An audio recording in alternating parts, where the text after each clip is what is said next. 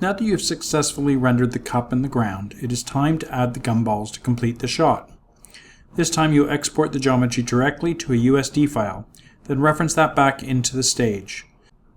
For animated pieces like the gumballs, this works better when rendering with motion blur, since the motion is already cached.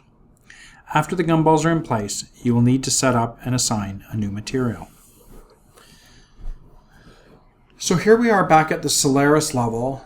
Now we have to unpin this view here so that we can click on here and go to the object level and go and get our gumballs. So our gumballs are still here. They're still animated in relation to this, and we'll work with those accordingly. So we're going to jump into the gumball where we have the file cache here. We're going to add a USD file export node. We're going to place that down, set its display flag. Let's go to frame 1 for that. Okay. So we're going to call the file here Gumballs. And we're going to just change this to /geo/os just to make sure that that is doing its thing. Then on the export tab, we're going to go with the current frame range of 1 to 72. And we're going to set the file here to say USD, so it'll go into a USD directory, and we're going to call it Gumballs USD. Okay, so once we have that, we're going to save to disk.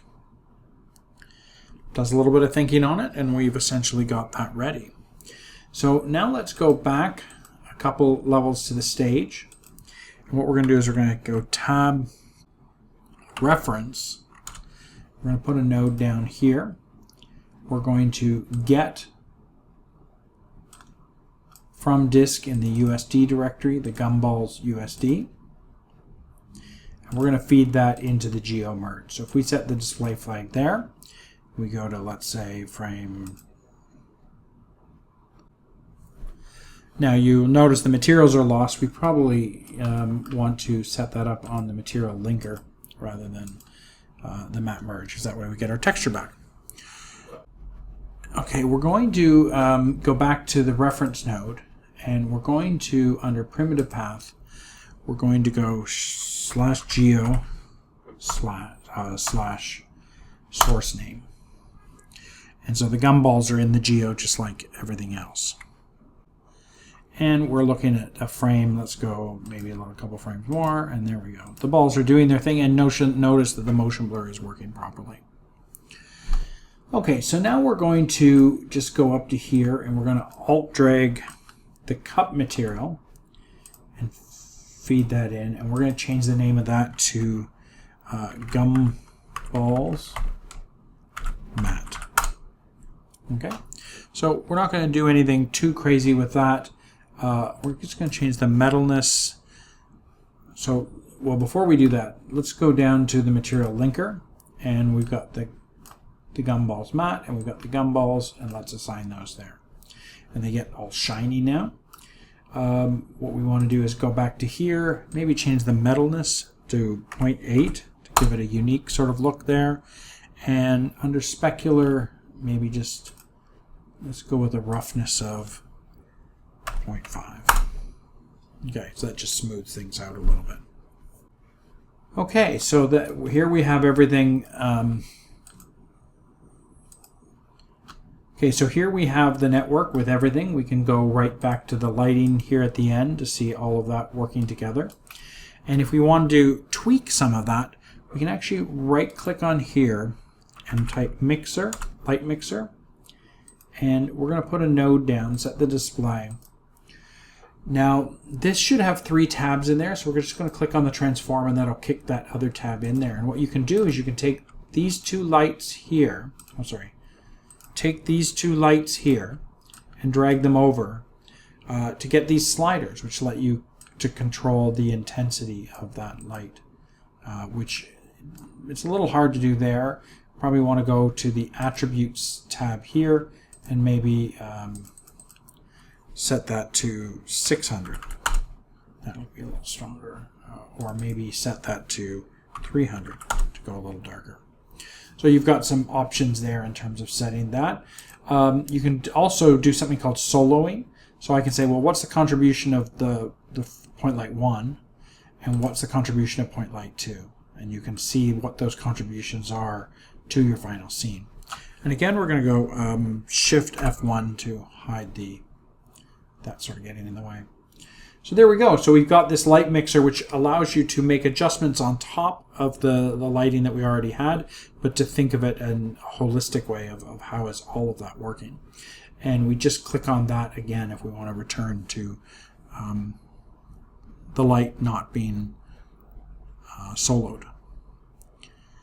Okay, so now we want to get ready to render, so we're going to go Tab, Karma Setup, and we're going to click down, and we're going to wire this in. And this uses slightly different settings, so we want to go back to XPU on that to make sure that we're getting the faster rendering there.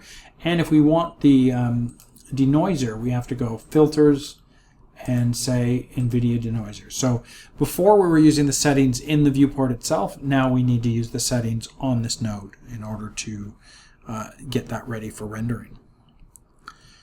So once we have that, we're going to go back to this, and we're going to change this to, in the render directory, we're going to render Gumballs. And then we're going to go $F2, which means it's a frame number but with a padding of 2.exr. Probably a good idea to save your work at this point. Let's organize this. Probably put this back up there. Okay, so now we're going to go to the USD render ROP node. And this one we're going to say, give me a specific frame range. And we're basically set up. It's XPU. We're ready to go. And all we need to do at this point is go render to disk. And that's going to bring up this render sort of widget here. And we'll follow along with that to see how the rendering goes. So I'm going to fade away, and then I'll fade back, and we'll have more of the rendering in place. And we'll review it in the mplay render. Okay, so once the rendering is complete, you can get it by going render mplay load disk files. Okay, so we put these in the render directory. Let's grab them and go load. Let's just bring this window down here, and we can see the final result. And there we have the gumballs falling in and falling out, just like we set them up. They're now rendered with materials and textures. Excellent. Well, we're almost finished, except, well, what happens if the client decides to make a change? Let's take a look at how you would implement a change in this scene and deal with all the flow of information throughout that scene. Okay? See you in the next lesson.